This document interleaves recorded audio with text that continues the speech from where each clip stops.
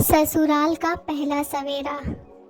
दोस्तों, आज की कहानी हमारी जो भी लड़कियां शादी करके अपने घर जाती है, ससुराल में उनका पहला दिन कैसा होता है, अच्छा या बुरा, ये कहानी बस एक इसी के ऊपर है।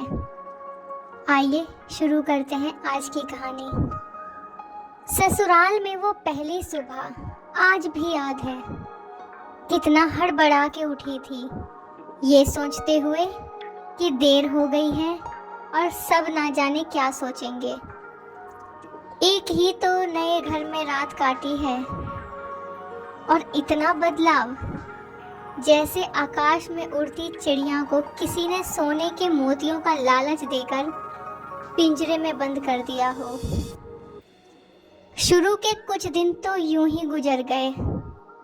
हम घूमने बाहर चले गए।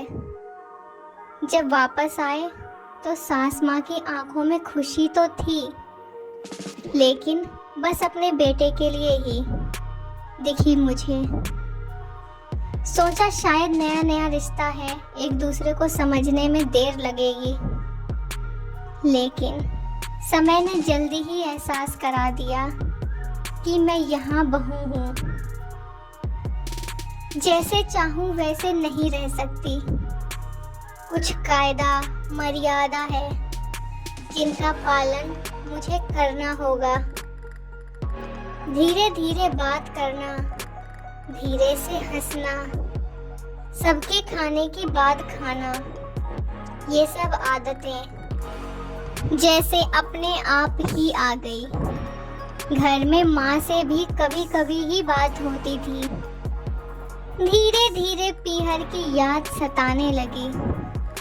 ससुराल में पूछा तो कहा गया, अभी नहीं, कुछ दिन बाद। जिस पति ने कुछ दिन पहले ही मेरे माता पिता से ये कहा था कि पास ही तो है, कभी भी आ जाएगी, उनके भी सुर बदले हुए थे। अब धीरे धीरे समझ आ रहा था कि शादी कोई खेल नहीं, इसमें सिर्फ घर नहीं बदलता, बल्कि आपका पूरा जीवन ही बदल जाता है। आप कभी भी उठ के अपने पीहर नहीं जा सकते, यहाँ तक कि कभी याद आए तो आपके पीहर वाले भी बिना पूछे नहीं आ सकते।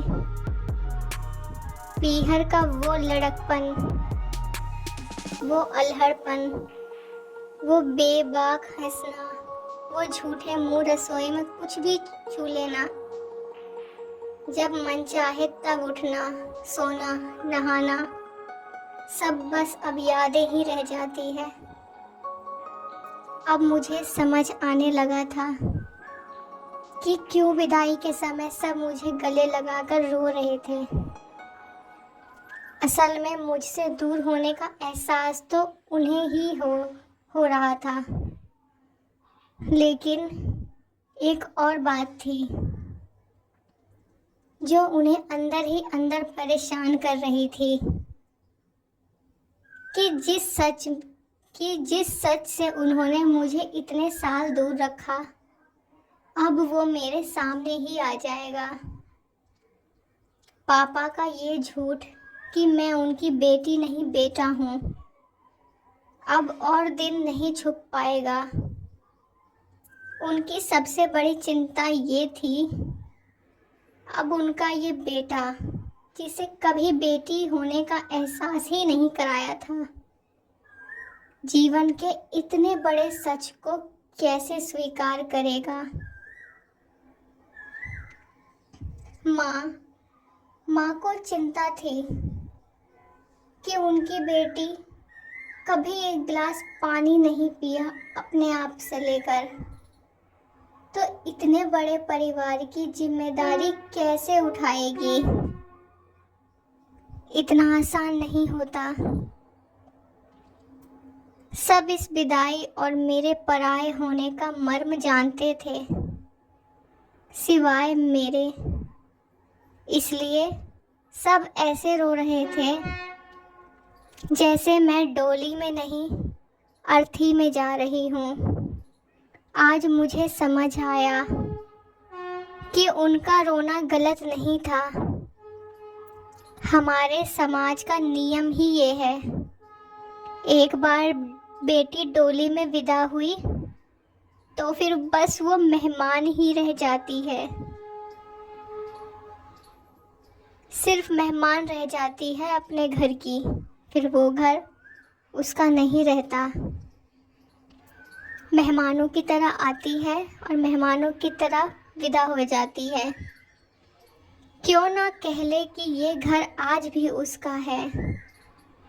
सच तो ये है कि अब वो कभी भी यूं अपने उस घर जिसे मायका कहते हैं नहीं आ सकती। हजारों समस्याओं और परेशानी आने पर भी उसी को हल करना है हंसते हुए, गम छुपाते हुए। क्या ये तपस्या कम नहीं? अनजान जगह को सुधार कर अच्छा बनाने का काम करना। क्या कहेंगे आप? ससुराल की पहेली। दोस्तों, ये कहानी ही नहीं है, ये जीवन का सच है। हर लड़की के जीवन में ये सच आता है। क्यों हम अपनी बेटियों को बोझ समझते हैं और क्यों हमारे ससुराल वाले हमसे सिर्फ ये एक्सपेक्ट करते हैं कि बस हमारे घर में आए और हमारा चूल्हा चौका संभाल ले। क्यों हम उन्हें उनकी आज़ादी से जीने नहीं देते? हमारी भी तो बेटी किसी के घर जाएगी, जैसे किसी और की हमारे घर आई है। दोस्तों, ये कहानी आपको कैसी लगी हो ज़रूर बताना, ताकि हम और अच्छी अच्छी कहानियाँ लेकर आ सकें।